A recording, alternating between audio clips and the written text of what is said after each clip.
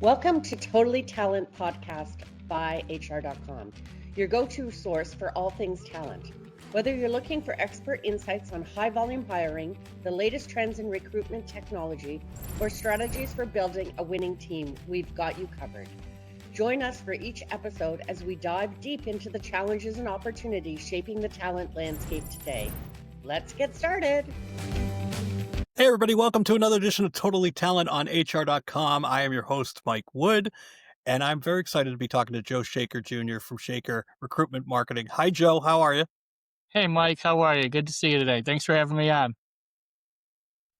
It's been great to connect with you. I think, I saw your booth over at RecFest. If anybody in the audience was at RecFest, they had the big booth with all the different how recruiting has changed in 75 years. It was pretty cool. But Joe, if you just want to start out, tell me what Shaker Recruitment Marketing does.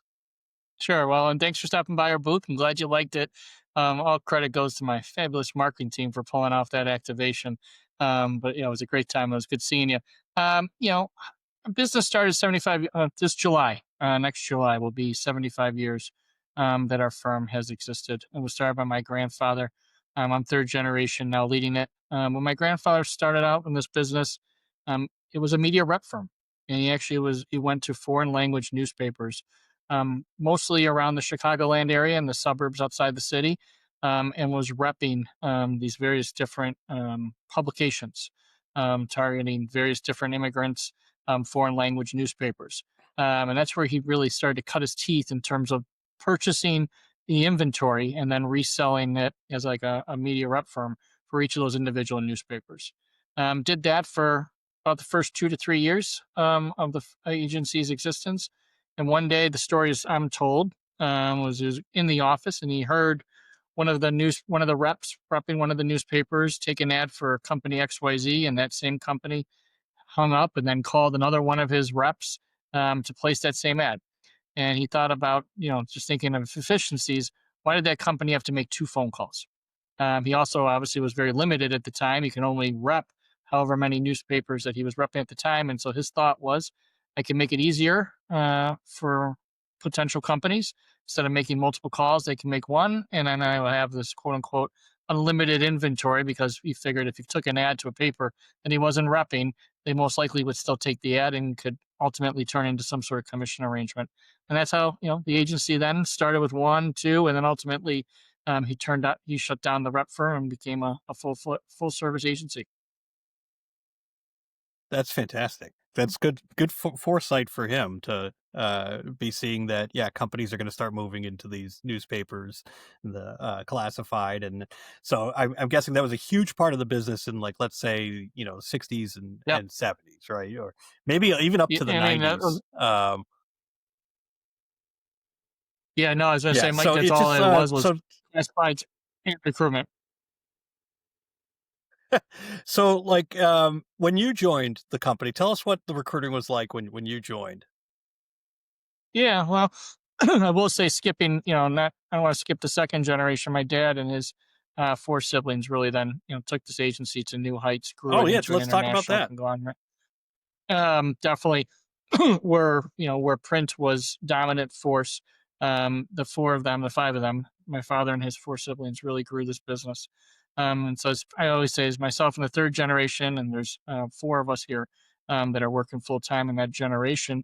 Our job, right? The trees have been planted. Its job is to maintain. But when I first came on board, it was during the digital evolution. It was also at a time when many companies were not hiring. So you can date myself to figure out the exact dates on when I came in. But it was obviously early 2000s when we came in here. And so many companies were not hiring. If they were, there was plenty of applicants because the market obviously was heavy in the obviously job seeker side of the house.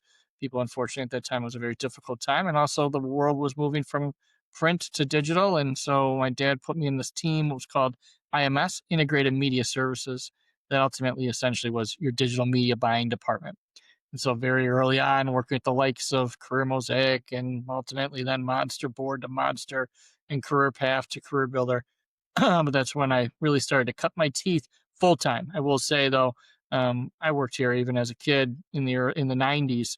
So I'm well aware of cutting out of newspapers, ads out of newspapers, and how the newspaper classified section worked. But my full time job, really, when I came in here, was helping evolve the business into more of the digital arena. So, what would you describe like? What are your services now? Like, what have you grown to be able to do? Yeah, I mean, I always say, so much has changed, yet have so much has stayed the same. And so, my kind of when we look at it, I would say one of our big key emphasis, and we obviously we made a large investment into this space with the acquisition of exactly just a couple months ago. But it starts with how an organization brands themselves. Definitely employer branding, right, did not exist 75 years ago, but creative did, right? And so back in the days, right, our job was to create ads that would ultimately drive as many applications as you possibly could, right? And so it was creating the most pretty ad that gathered the attention. Those big ads, right? At that point, again, going back to print, you were running display ads, and sometimes there wasn't even, you couldn't even do color. So when color came into the scene, right? You could add that to just even get more enticement and get more notice of the ads. Clearly, as our industry evolved and matured, right, so did our capabilities to where we are current state, where it's not about just the creativity; it's also about delivering an authentic message. So, in theory, right, the last thing we want to do is drive more applicants. We want to drive the right applicants, and so it's okay, right, in today's world, to when you do an employer brand, you do it right to authentically tell that story. It's research driven, right? This is an aspirational driven. And so getting in there and helping companies figure out their why, and who they are as a company and what's their perfect audience mix, right, is kind of at the forefront of what we're doing today, and we're doing 74 years ago. We then also help organizations figure out where do they need to go to get those applicants. Clearly, this is the area that's changed drastically and continues to change, right? From the likes of the newspapers to the job boards to the aggregators to paper performance to using sites that primarily aren't built for recruitment purposes. So moving away from job boards and into the likes of Google and TikTok and Insta and X and et cetera. And so we will obviously move where the applicants move. And really, I will say kind of where the data tells us to move. So this is no more also a guessing game, where we set it and forget it and just revisit it at the end of the year. And we're making real time decisions on media purchases on a hourly, daily, quarterly, weekly, monthly basis, and moving dollars to the media that's better performing. There's also big, obviously, convergence around HR tech. And so, how do we put the candidates front and center and building that best in class candidate experience? And so, looking at the partners that are out there and bringing them into the table to help on the conversion funnel, and where we're driving those applicants. So, kind of all those kind of is when I think of how does a company successfully recruit, is kind of areas of expertise and how Shaker partners with our clients today. Now you hit on authenticity, and I feel like with AI this year, really, I think authentic brands are going to win.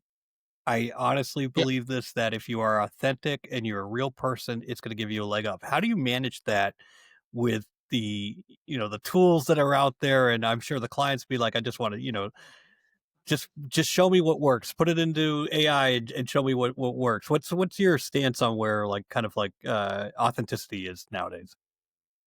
Yeah, I mean, I agree with you. I mean, the more companies that are going to be authentic in their messaging and being at the forefront of telling them who they are and what they are will ultimately play, I think, unbelievable dividends, right, and their employer brand in the future.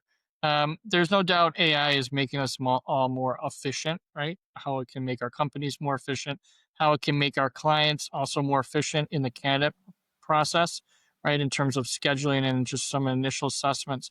Um, but it doesn't replace us. And I think personally, right, I think this is also a little bit similar to the digital transformation era. You can't fight it, right? You couldn't fight digital. You knew it was here to stay. You had to harness it. And the companies that harnessed it are the companies that are still in existence today and thriving. And the same is very similar, and I think true in the AI world, right? You can't fight it. It is here. It's going to continue to grow and can continue to be part of all of our businesses. And if the question is then how do you use it and how do you become more efficient and how can you continue to deliver on what your clients' expectations are? And so that's how I think we are looking at it and how we're even advising our clients. right? Where I think AI can play a major impact in our organizations is right now, current state, which is, I think you even saw some of the moves, right, with Workday and some of the companies that they're acquiring and buying up. Yep. But it's around, speed to hire, and moving that candidates through the process. We've always said it was important to put the candidate experience front and center, but it was hard for many organizations, especially some of the larger enterprise ones. How do you respond to tens of thousands of potential candidates in a month without it being an automated response? And I do believe AI, right, can provide some more of that personalization, move them through the process, and for the ones that are initially getting vetted and through some knockout questions, even getting them, scheduled quicker. Because what we do realize is the candidates of today, and I think the candidates of tomorrow, right, speed is a necessity. They're not going to wait, right now too, and even they have options. There's places where they can go, but more so just kind of how this next generation is coming up is immediate gratification. So the longer we wait, you're just going to have to keep spending more and more money to drive more and more applicants top of funnel. So I think if we can provide efficiencies in that process, it has. We've seen it, and I think we'll continue to produce ROI for our organizations. I think, as a candidate in the past, all I want to know is where I am in the process. And if there Yeah, is something that is a knockout or something, just tell me. Just tell me what the process is. But it's hard to get back to everybody. Do you see? I mean, I see AI helping to keep the iron hot, essentially with candidates and keep them engaged and, setting up these massive personalized campaigns. Um, how do you this is not an easy question, but I've also noticed there is a ton of clutter in the space. So yeah, as a company with all the competitors are out there, there's tons of people on LinkedIn that are applying to jobs and stuff like what is a good way for companies to stand out nowadays with all the just stuff that's out, all the noise that's out? yeah. I mean, I think we're a little bit of a ways, right? I mean, I might be a niche there in this, and some others disagree with me, and that's fine. Like where I think AI will ultimately replace recruiters, I don't see that happening. I think, in the short term, maybe long term, that day will come. But right now, a person leaving an employer and jumping into another firm is a life changing decision.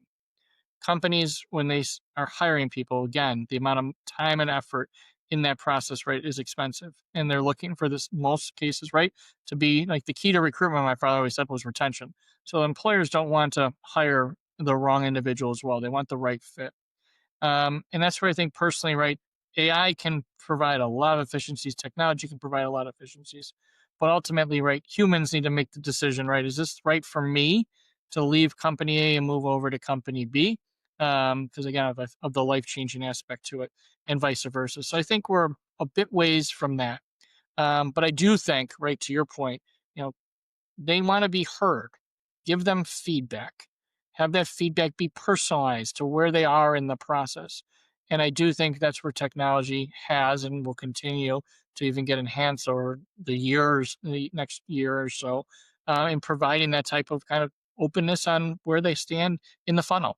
And if you've been knocked out, here's some justification and some reasoning, potentially on why that is. So I think there's where you'll start to see it. I also think clearly when we're seeing it again, too, even in that scheduling, there's days that were spent on just trying to figure out when you can get the candidate in touch with obviously the hiring manager.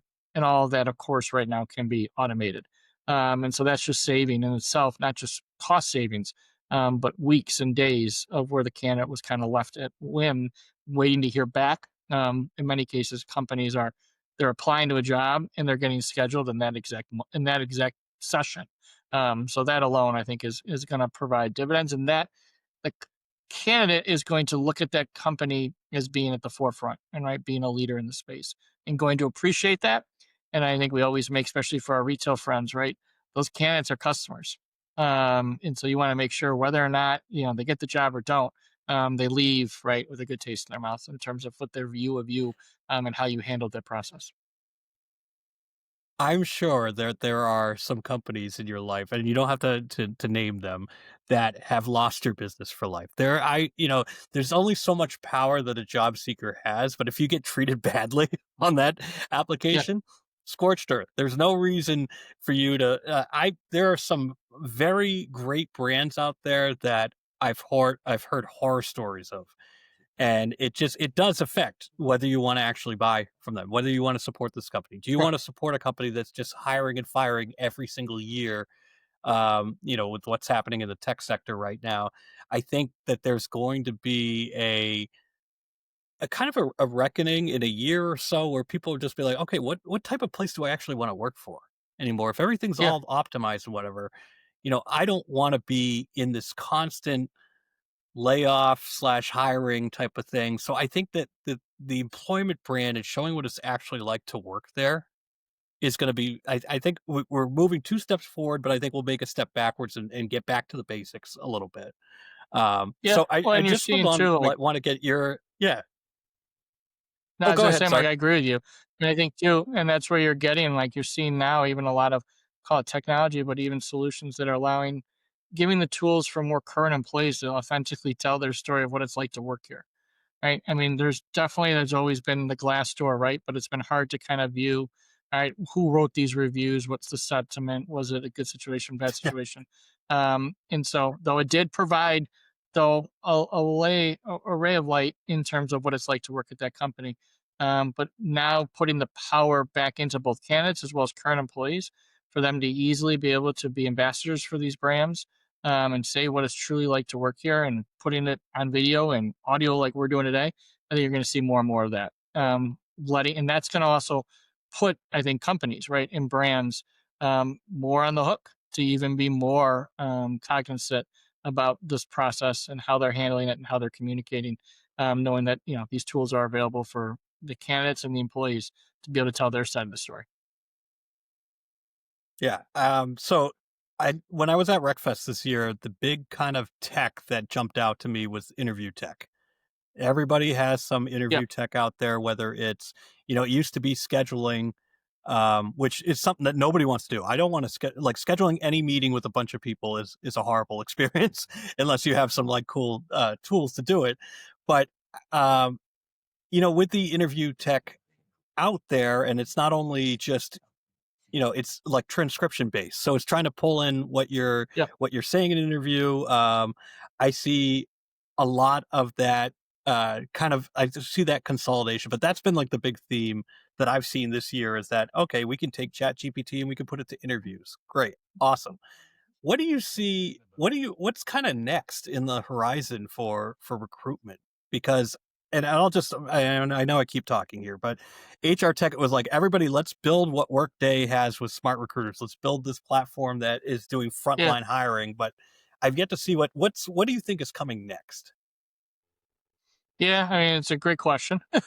Yeah, wish I had that magic if you ball, right? if you knew the Yeah, answer, yeah, you can make a ton of I know money. the answer. I know. Um, but hey, what I would tell you, I think you're going to continue to see more and more consolidation. I think it's very clear, right, at the forefront. Go back to kind of where it all starts, and I look at it in like kind of three different quadrants, how my mind works. But like, there's no doubt that there's going to be continued emphasis, and organizations are going to continue to invest in being able to articulate and effectively tell their story and brand their organization, whether you're hiring or not. Right? If you're not, well, I think COVID even showed us if you're not hiring today, ultimately you're gonna have to turn it on, and you can at that time. You won't have the leisure of actually waiting for applicants all of a sudden come on your doorstep. This isn't also Field of Dreams. If you build it, they'll come, unless you're maybe in the Fortune 10. And so constantly making sure that you keep your name out there, and like we were talking about, keeping your name out there in good shape and in good form, is going to be instrumental, in the kind of the process in the future. I think that we're going to see more, continuing to see, kind of a shakeup in terms of where applicants are looking for jobs.